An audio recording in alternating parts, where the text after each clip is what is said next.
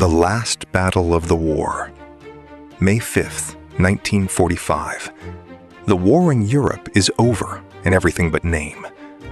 And yet, in a medieval castle in the Austrian Alps, an American captain is loading his last magazine. A German Wehrmacht general is commanding soldiers he was fighting 3 days ago. And outside the walls, a full SS division is trying to kill them all. The prisoners they're protecting? France's greatest tennis star, 2 former prime ministers, a woman who once rode horses for Adolf Hitler himself. How did it come to this? Austria, May 1945. The Third Reich is dying, and everyone knows it. Hitler is dead. Berlin is burning. German soldiers are surrendering by the hundreds of thousands, some to the Americans in the West, desperately hoping to avoid the Soviets in the East. But in the chaos of collapse, not everyone got the memo. Schloss Itter, Castle Itter, sits in the Tyrolean Alps like something out of a fairy tale. Stone towers, mountain views, a moat that once held actual water. Since 1943, it had served as a special prison, not for ordinary POWs, for VIPs, for people the Nazis considered valuable, politically, diplomatically, as bargaining chips. The kind of prisoners you don't shoot. Not yet. Anyway, among them, Paul Reynaud, who had been Prime Minister of France when the Germans invaded. Maxime Weygand, the general who'd commanded French forces in 1940. Tennis legend Jean Barotra, 6-time Grand Slam champion, beloved by the French public.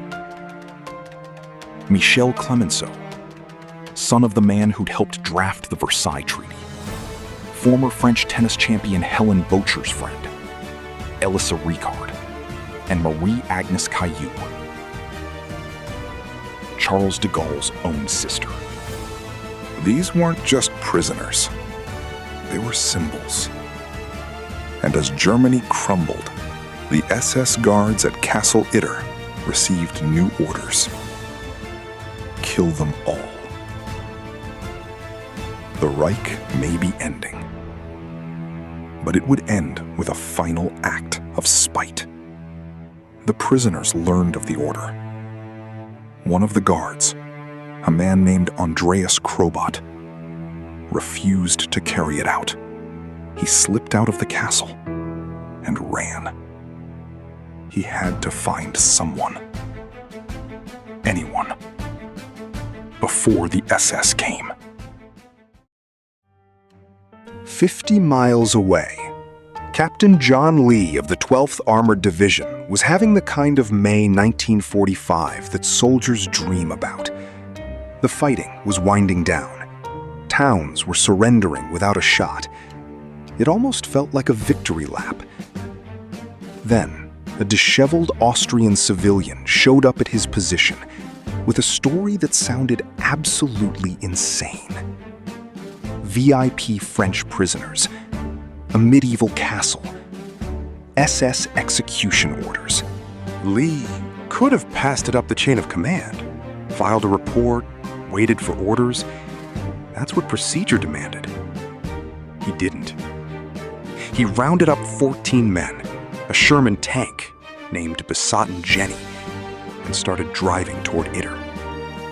But 14 men against an SS death squad wasn't great math. So Lee did something that would have seemed unthinkable 72 hours earlier.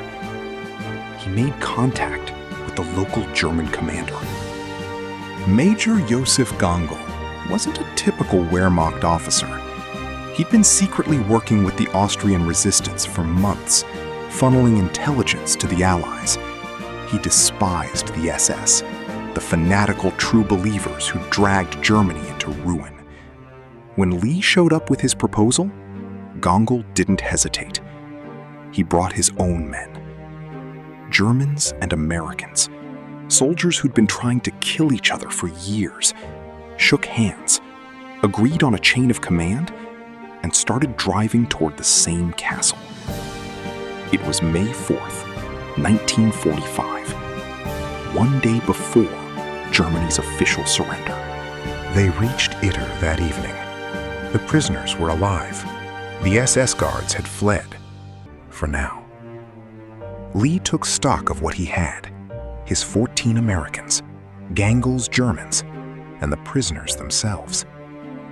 Some of whom, it turned out, were willing to fight.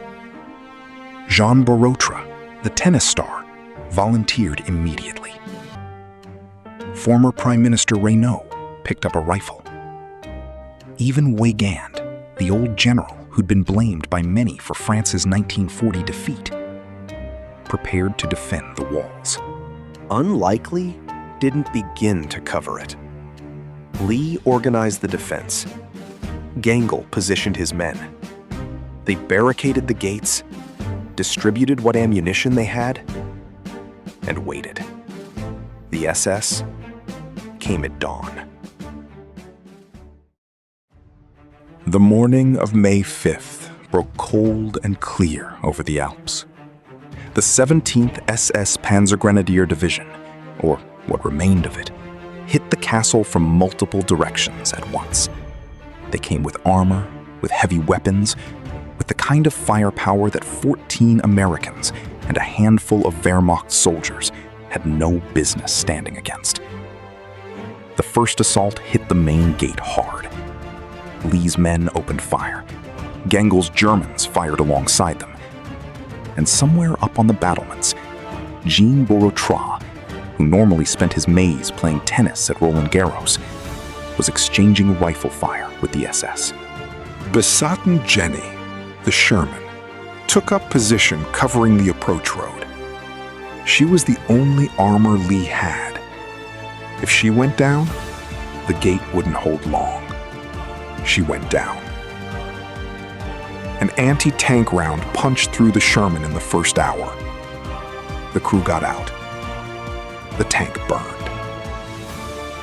Lee watched it go and kept fighting. What followed was 3 hours that none of them would ever fully explain afterward. Not in interviews, not in memoirs. 3 hours where former enemies stood shoulder to shoulder and held a medieval castle against men who decided the war wasn't over yet. Josef Gangl moved through the castle, coordinating his men, shouting orders, keeping the defense coherent. At some point in those 3 hours, a sniper's bullet found him. He died inside the castle he'd chosen to defend, a German officer, killed by German soldiers on the last day of the war. The relief column from the 12th Armored arrived around 10 a.m. The shooting stopped. The prisoners walked out into the alpine sunshine. French statesman, a tennis champion, a general, all alive, all standing on the right side of history. In the end, the prisoners were evacuated, debriefed, and eventually returned to France, to a country that was trying, painfully, to figure out what it had been and what it would become. Paul Reynaud went back into politics. Maxime Weygand spent years fighting accusations of collaboration. Jean Barotra returned to tennis, played competitively into his 80s, and lived to be 95. Marie-Inez Caillo became a symbol of French resistance, the sister who survived. John Lee went home to America. He'd received the Silver Star, among other decorations. But what he carried wasn't medals. It was the memory of a German officer's handshake. 3 days before peace was official. Andreas Krobot, the Austrian guard who ran for help, was later recognized for his role in saving the prisoners' lives. Josef Gangl was declared a hero of the Austrian resistance. Today, streets in Austria bear his name. He was 38 years old when he died.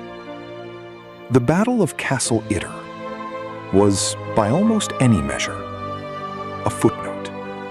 Small, brief, strategically insignificant.